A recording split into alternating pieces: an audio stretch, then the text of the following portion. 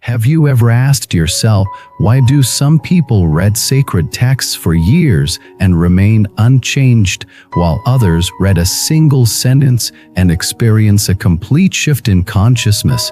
Or wondered why, despite all the teachings, rituals, and spiritual knowledge available today, so many still feel lost, restless, and disconnected?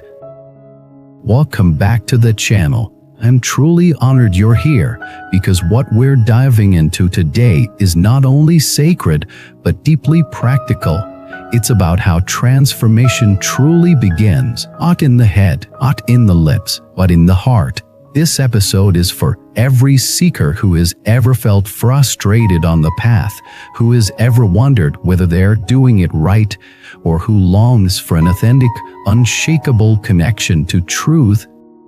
Today, we explore the profound teaching passed down by a great spiritual master, the insight that true practice is not about reading more, chanting louder, or appearing pious. It's about letting the teaching penetrate, about allowing the scripture to pass through your eyes into your heart, and ultimately transform your being. Because here's the hard truth: you can recite every verse, attend every retreat, wear every robe, and still remain unchanged if your heart is closed, if your ego is protected, if your practice is just performance. But the moment you allow even one line to truly land, to pierce through your resistance, your habits, your self-concept, that's when awakening begins. Let's start with a powerful story. There was once a young monk, eager and disciplined. He memorized sutras faster than anyone in his monastery. He could recite entire volumes from memory. Their students admired him. Teachers praised his diligence. But one day, the old abbot took him aside. "Your chanting is loud," the abbot said, "but your heart is silent." The young monk was confused. "I've studied every word," he said. "So I have done every practice, even fast during full moons. What else is there?" The abbot smiled gently. "You have read the scripture," he said. "What has the scripture read you?" That question shattered the monk's illusion. He realized his practice had been about the teachings, but not through them. He had been adding knowledge, not subtracting ego. He was building walls of learning, not windows of clarity. And that's where many seekers get stuck. We mistake spiritual consumption for spiritual digestion. We think more books means more insight. But truth is not volume, it's depth. One drop of real understanding can change your life more than 1,000 pages of recitation. So, how do we move from surface to substance, from nice to knowing, from reading the text to letting the text read us? Begins with slowing down. Slow down when you read. Don't rush through verses. Sit with one sentence until it opens something in you, until it reflects something in your life, until it stings or soothes or shakes something loose. Ask, where is this pointing in me? Because sacred texts are not meant to just describe reality.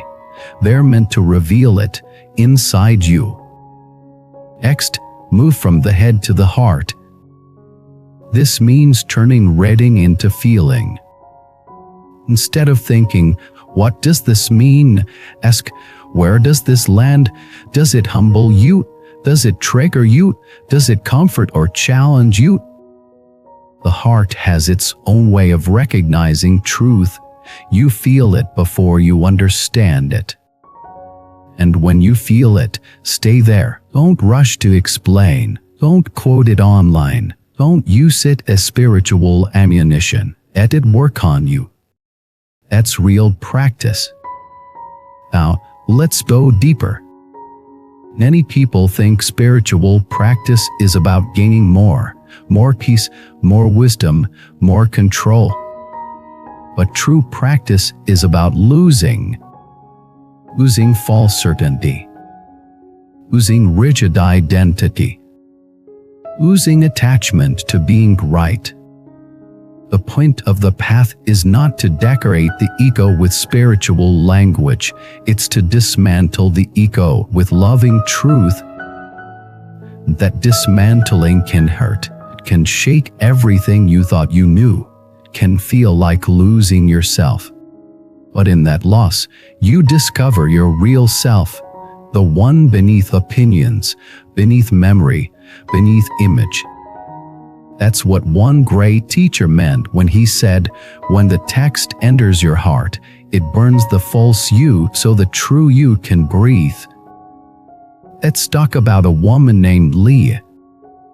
She was a devout reader of sacred texts. Every morning, she'd light a candle, sit on her cushion, and recite chapters with precision. Her shelves were filled with commentaries, interpretations, journals.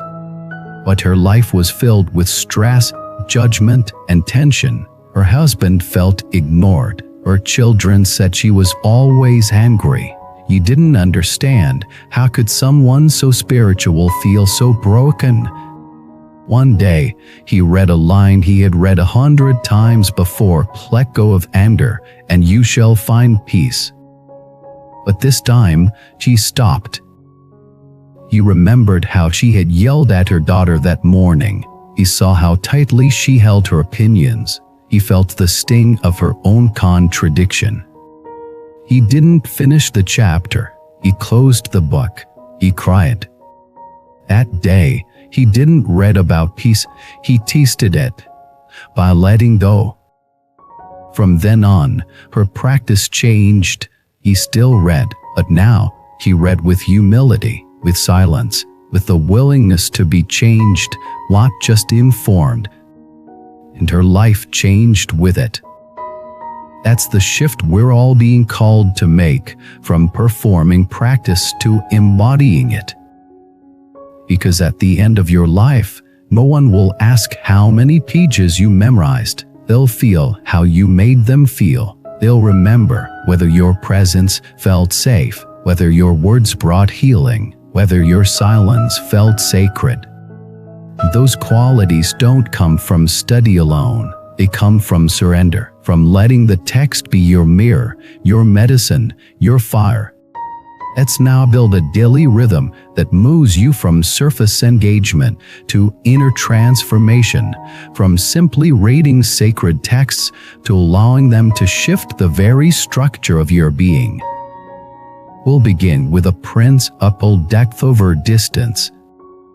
Any spiritual seeker set ambitious goals, read a full chapter a day, complete an entire volume in a month, study every commentary.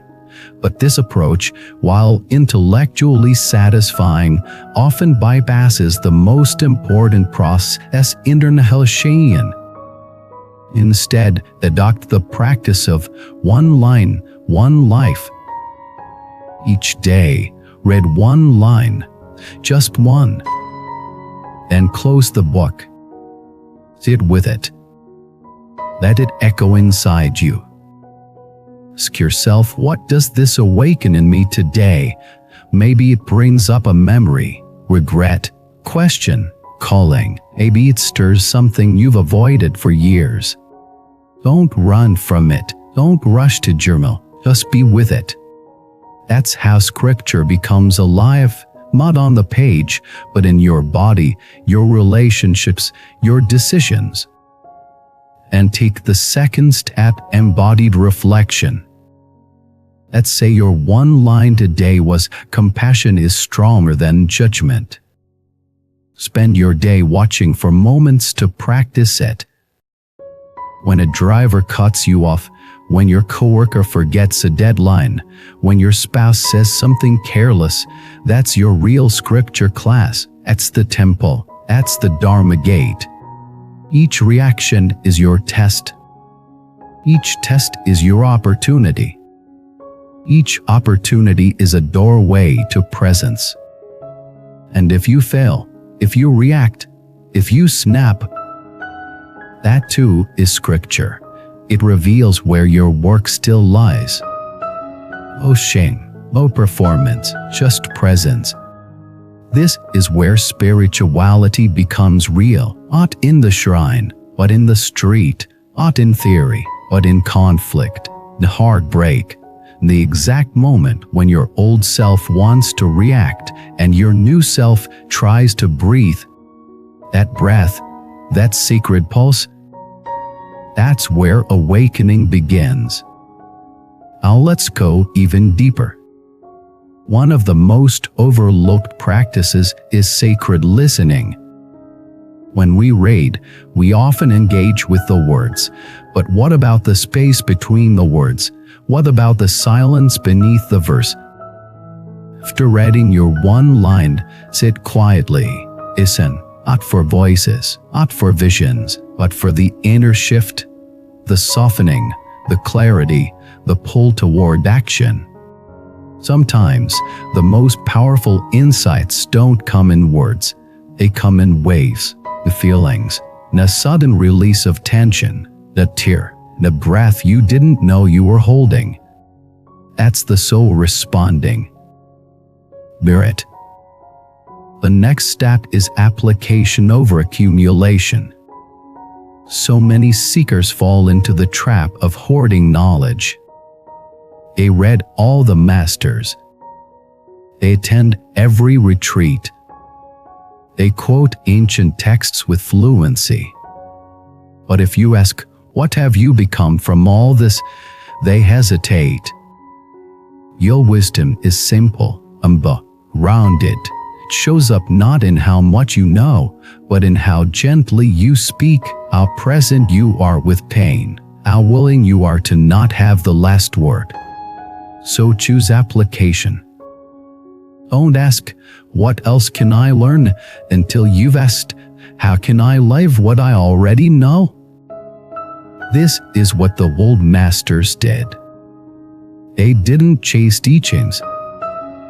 They digested them. They lived one phrase for 10 years. They turned a single sentence into a whole life. Their presence changed nations. One of my favorite stories is about a monk named Tenzin who, when asked what scripture he was studying, simply held up a leaf. This, he said, is my text today. The visitor was confused. Well, what can a leaf teach you? Tenzin replied, it teaches me to fall when it's time, to let go without fear, to rest in silence, to become part of something larger. That's what it means to see with the heart, to recognize the teaching in all things, to realize that the divine doesn't just speak through sacred books, it whispers through life itself. Your child's laughter, your friend's tears, your own breath, rising and falling. All of it, scripture. All of it, invitation. Now, let's talk about obstacles. Because the path from reading to realization is not always smooth. You will meet resistance. You will get bored. You will doubt. You will want to quit. You will feel like nothing is changing. This is normal. The echo doesn't go quietly. Want spiritual growth to be entertaining, impressive, dramatic. But real growth is often subtle, visible, boring. Showing up again and again when no one is watching. It's being kind when no one thanks you. It's being honest when lying would be easier. It's being present when your mind screams to escape. This is the grind. This is the gold. If you can stay here, in the simplicity, the silence, the repetition, something will begin to shift. Slowly at first, then suddenly. One day, a verse you've read 100 times will strike you like lightning. Word will hit your heart in a way it never has. And you'll know, not with your mind, but with your bones, that you've crossed a threshold. You're no longer studying the path. You are the path. So now we arrive at the sacred question behind all questions. What does it really mean to awaken? Not to know more, not to perform better, but to be free from fear, from illusion, from the old stories we carry like chains across lifetimes. The answer is surprisingly simple. To awaken is to remember what was never missing. To return to the center. To stop searching out there and start listening in here. Reading sacred texts is only a beginning. Beautiful beginning, yes, but a beginning nonetheless. What matters is where the words take you. What matters is whether the text becomes a mirror rather than a mask. And when the mirror is clean, what do you see? Yourself. Not the self your resume describes. Not the self your past blames. But the self that has been quietly watching all along. Still, spacious, silent. Oh. That self doesn't need validation, doesn't chase awakening, simply rests in what is. And from that place, you don't use scripture, you live it. Not by quoting it, by becoming it. You become the line that says, patience is the path. You become the silence between I forgive you and I release you. You become the space in which others soften because your presence gives them permission to be real. And when you become that, when scripture ceases to be separate from your soul, the path is no longer something you walk on. It becomes the way you walk. How you greet a stranger. How you hold grief without panic. How you speak truth without cruelty. How you wash a dish with the same reverence you once reserved for temples. That's the heart of awakening. Not mystical visions, not spiritual pride, but everyday sacredness. Being so rooted in presence that your life becomes a living prayer. Now let's return to where we began. Why do some read scripture for decades and remain unchanged? Because they read with their eyes, not their being. Because they read to confirm, not to transform. Because they sought meaning, not intimacy. But you can choose differently. You can choose to stop collecting and start integrating. You can choose to let the text read you. You can choose to bring one verse to life, not just in your mouth, but in your hands, your feet, your breath, your eyes. And when you do that, even if no one notices, the world changes. Because you've changed. Because something inside you has shifted from seeking to seeing, from striving to surrender, from memorizing the map to walking the train. So here is your invitation. The night, light a candle, sit quietly, open your sacred text, or let your own breath be the scripture. Read one line. Not for knowledge, but for connection. Let it echo through your bones. Let it become your practice, not just today, but for the rest of your life. And if that one line softens your anger, opens your hand, quiets your mind, or humbles your pride, then you have not just read the teaching. You have become it. And that, dear friend, is the real path. Not one of effort, but of embodiment. Not of adding more, but of becoming less. Not of reaching higher, but of sinking deeper. You're already on the path. You're already enough. You're already being guided. Thank you for walking this journey with me today. Something in this video opened your heart. I'd love to hear about it in the comments. Tell me what line or insight you'll carry with you this week. Not just in your head, but in your heart.